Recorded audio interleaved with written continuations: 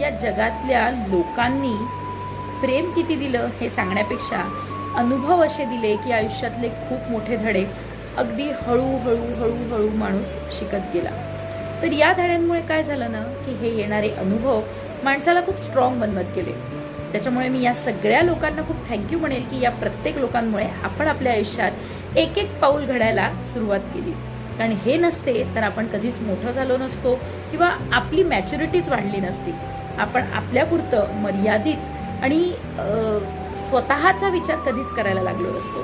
तो आजही आपण करत नाही. पण एक लक्षात घ्या की या जगाच्या ज्या घोळक्यामध्ये तुम्ही बसले आहात ना, इथे तुमचा विचार करणारे लोक नाही आहेत. त्याच्यामुळे तुमचा विचार हा तुम्हाला स्वतःला करायचा आहे आणि तो करण्यासाठी तुम्हाला स्वतःला वेळ द्यायचा आहे. त्यामुळे स्वतःला वेळ द्या, स्वतःचा विचार करा. नक्कीच इतरांचा पण विचार करा असं मी म्हणेल, कारण मी तशी नाही आहे. पण स्वतःचा विचार आवर्जून करा.